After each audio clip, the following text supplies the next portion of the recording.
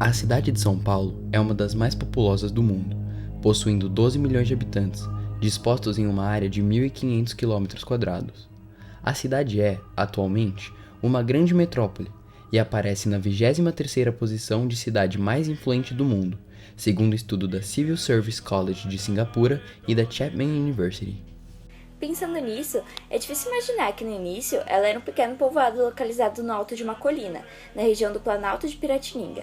Para entender como esse pequeno povoado de pequena área territorial se transformou em uma grande cidade com 1.500 km de área, precisamos voltar a 1532, ano em que se inicia a colonização do Brasil, com a expedição de Martim Afonso de Souza.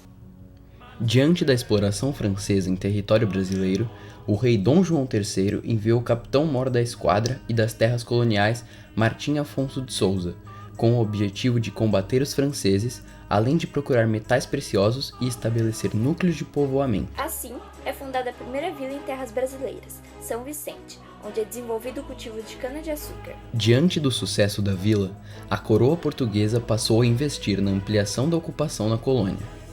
Assim, é fundada em 1553 a Vila de Santo André da Borda do Campo, perto da região do Planalto de Piratininga, com a instalação de um colégio jesuíta que visava a catequização dos povos indígenas. Você pode estar se perguntando qual a relação disso tudo com a formação de São Paulo. Bom, neste mesmo ano de 1553, os jesuítas José de Anchieta e Manuel de Nóbrega subiram a Serra do Mar e chegaram ao Planalto de Piratininga, que descreveram como um local com clima adequado e boas terras. É interessante ressaltar que o vale, localizado entre os rios Anhangabaú e Tamanduateí, já era ocupado por índios, por ser plano e por ter, de um lado, água limpa e do outro, acesso a outros rios. Em vista dessas condições, os jesuítas fundam sobre esse vale, no dia 25 de janeiro de 1554, outro colégio jesuíta, um pouco maior que o da Vila de Santo André, para catequizar os índios daquela região. Por isso, os dois se uniram e pediram ao governador-geral da época, Mendes Sá, que autorizasse a união da povoação do Planalto com a de Santo André de Borda do Campo.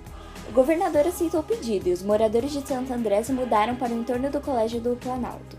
Assim, surgiu oficialmente a Vila de São Paulo de Piratininga, e o povoado do Planalto sofre sua primeira expansão territorial. Com a criação de novos aldeamentos indígenas nas vizinhanças, a vila ia se expandindo cada vez mais. Tais aldeamentos receberam nomes muito reconhecidos hoje, como Pinheiros, atual bairro da cidade de São Paulo. Mesmo com a criação desses aldeamentos, a vila ainda era considerada pequena. Nos 200 anos seguintes, a vila de São Paulo permaneceu pequena e também pobre. Isso ocorreu por conta da sua localização acima da serra, longe do litoral, e pela grande produção açucareira no Nordeste e no Rio de Janeiro, fatores que levaram o Reino de Portugal a se voltar para essas regiões, deixando São Paulo sem grandes investimentos. Durante esse tempo, no entanto, surgem as primeiras bandeiras pelos colonos paulistas, que saíam em busca de pedras preciosas e para aprisionar índios para o trabalho escravo. Com a descoberta do ouro em Minas Gerais em 1690, o reino se voltou para o local que havia enviado os bandeirantes, São Paulo. Assim, é criada em 1709 a Capitania Real de São Paulo e Minas do Ouro, e, 2 anos depois, São Paulo deixa de ser uma vila e torna-se uma cidade. No fim do século XVIII, com o esgotamento do ouro, inicia-se em São Paulo o cultivo da cana-de-açúcar. É criada assim a primeira estrada ligando São Paulo e o Porto de Santos, trazendo à cidade uma maior participação nas atividades econômicas. No entanto, a passagem de São Paulo a grande centro econômico só viria na metade do século XIX, com o advento da cafeicultura. Antes disso, no entanto, São Paulo já era um importante centro intelectual e político, tendo se transformado em capital da província de São Paulo em 1815 e ganhado sua primeira faculdade em 1827. O cultivo do café trouxe a São Paulo imigrantes de diversas partes do mundo, que vinham trabalhar nas lavouras de café. A chegada destes contribuiu para a expansão de São Paulo, como os alemães que chegavam a Parelheiros, por exemplo. Com a expansão da cafeicultura por São Paulo e os consequentes investimentos recebidos pela cidade, surge a primeira ferrovia com ligação com o mar, em 1867, a São Paulo Railway.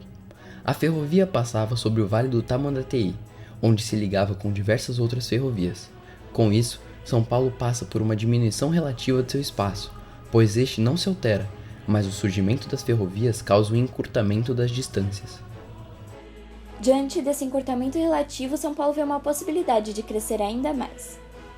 Nos anos seguintes, a elite cafeeira sai do interior em direção à capital, após sua modernização, e assim surgem novos bairros a oeste da cidade. Além disso, é criado o Viaduto do Chá, interligando essa região ao centro. Mais uma vez, a cidade de São Paulo passa por um aumento do seu território, encontrando uma forma de superar os obstáculos representados pelos rios. Além disso, a grande industrialização que ocorre em São Paulo também traz à cidade um grande número de imigrantes e uma maior modernização, fatores que também impulsionaram seu crescimento territorial. A cidade continuou expandindo cada vez mais, até que encontrou novos obstáculos, o Rio Pinheiros e o Rio Tietê. Dessa vez, o que auxiliou São Paulo a acabar com esses obstáculos foram as rodovias. Com a chegada do automóvel a São Paulo, a necessidade da construção de rodovias apareceu. Em 1938, Prestes Maia foi eleito prefeito de São Paulo, e no seu projeto de desenvolvimento de avenidas, utilizou a área dos rios e dos fundos de vale. Com isso, a cidade de São Paulo expandia-se ainda mais. Ao final de seu mandato, Prestes Maia havia construído diversas obras que abriam caminho para o automóvel, o que determinou a forma com a qual São Paulo iria se expandir nos anos seguintes. Cada vez mais, novas avenidas eram construídas, canalizando seus córregos encontrados e os transformando. Dessa forma, São Paulo continuou sua expansão ainda mais para além dos rios. Assim se encerrou a expansão territorial de São Paulo, com um sistema de criação de avenidas, que auxiliou na configuração atual do território de São Paulo. Mas isso não significa que a cidade parou de crescer. Algumas das poucas áreas rurais do município estão passando por processos de urbanização, e não demorará muito para que as restantes também passem por esses processos.